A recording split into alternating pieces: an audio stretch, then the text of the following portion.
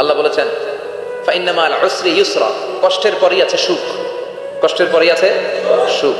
আমাদের জীবনে সুখ বেশি, কষ্ট কম। কয়দিন না খেয়েছিলাম, কয়দিন বিপদে পড়ছি, কয়দিন ডাকাইতে ধরছে, এক মাসের মধ্যে অসুস্থ থাকি কয়দিন আর সুস্থ থাকি কয়দিন, এটা হিসাব করে না। অসুস্থ যে ছিল খালি এটা খেয়াল রাখে, আছে না নাই? তার মানে ইন্না মা'আল উসরি ইউসরা, দুঃখের পরে আছে সুখ, মোটিভেশন, প্রাণটা আবার উদ্বেলিত হয়ে ওঠে। তাই তো আসলে তো দুঃখের পরে সুখ। এজন্য কষ্ট যখন পাবেন, অসুস্থ যখন হবেন, ওইখানেও আনন্দ করবেন, কারণ সামনে আরাম আসতেছে। সুবহানাল্লাহ পড়েন। মুমিনের হারাবার কিছু নাই, দুঃখ পাওয়ার কিছু নাই। মুমিন অসুস্থ হলে অসুস্থতার মাধ্যমে তার রোগের মাধ্যমে তার গুনাহ ঝরে যায়, সে আল্লাহর কাছে প্রিয় হয়ে ওঠে। তা আমাদেরকে কেউ হারাইতে পারে? কথা বলেন, আমাদের কেউ ভয় দেখাইতে পারে? মোটিভেশনাল সূরা সূরাতুল ইনশিরা আর সূরাতুদ দুহা, এখানে অনেক হিউজ মোটিভেশন আছে। যারা হতাশ, যাদের জীবন ভাল লাগে না, মরে যেতে মনে চায়, গার্লফ্রেন্ড গালি দিছে, আছে না নাই? আবার বয়ফ্রেন্ড গার্লফ্রেন্ডের গালি দিছে, এ ওড়না পেঁচায়া ফ্যানের মধ্যে ঝুলে আত্মহত্যা করে। কত বড় পাগল, তুই মরলি কেন? গালি দিছে তো কি হয়েছে? হ্যাঁ, বুঝতে চায় না, হতাশ হয়ে যায়। আর বয়স কম তো ইচড়ে পাকা, অল্পতে কাবু হয়ে যায়। এই সূরাগুলো পড়ে না, এখানে আশার বাণী আছে।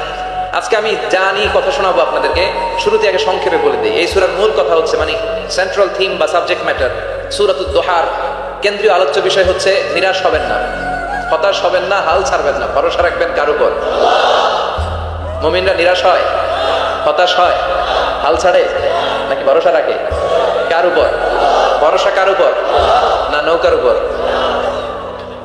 ধানের শীষ, নাঙ্গল, হাত পাখা, দাড়িপাল্লা, ভরসা থাকবে একজনের উপর। চিল্লায় বলেন, তিনি কে? Never be sad, never lose hope. Every time you feel like you cannot go, you feel so lost that you are so alone. Don't despair and never lose hope, 'cause Allah is always by your side.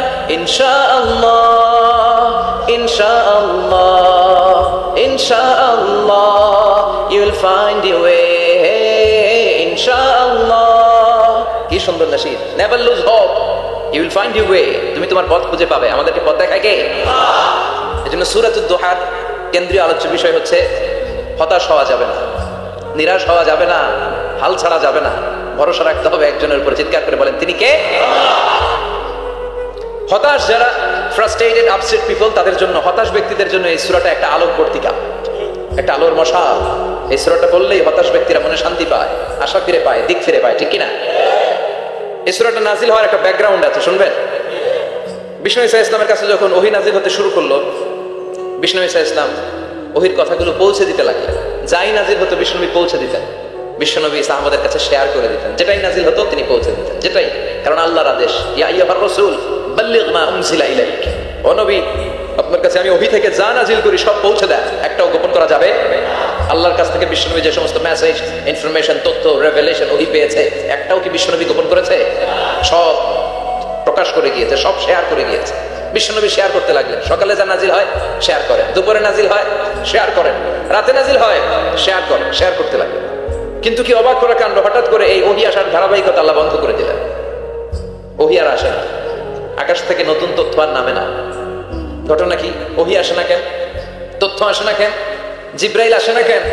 কোন বর্ণনা এসেছে 15 দিন, কোন বর্ণনায় 1 মাস, 3 মাস, এমনকি 6 মাস পর্যন্ত বর্ণনা পাওয়া যায় যে বিশ্বনবীর কাছে 6 মাস ওহী আসে নাই। বিশ্বনবী তো অবাক, ঘটনা কি? ওহী নামে না কেন? আর ওহী না আসলে তো বিশ্বনবী শেয়ার করতে পারে না। এতদিন যা আসতো বলে বেড়াতো, এখন আসেও না, বলতেও পারে না। কাফির মুশরিকরা বিশ্বনবীর গালি দিতে শুরু করলো, মুহাম্মদের রব মুহাম্মদের ভুলে গেছে, মুহাম্মদের আল্লাহ মুহাম্মদের ছেড়ে দিয়েছে। বিশ্বনবীর চাচি আবু লাহাবের স্ত্রী উম্মে জামিল বলতে শুরু করলো, কি মুহাম্মদ, তোমার শয়তানটা তোমার কাছে আসে না? শয়তান দ্বারা তিনি জিব্রাইলকে বুঝিয়েছেন যে তোমার জিব্রাইল তোমার কাছে আসে না। এভাবে সবাই গালমন্দ করতে শুরু করলো যে মুহাম্মদের আল্লাহ মুহাম্মদকে ভুলে গিয়েছে। বিষ্ণু ঈসা ইসলাম নিজেও হতাশ হয়ে গেলেন, কিরে ওহী আসে না কেন? আমার কোনো ভুল হচ্ছে না তো?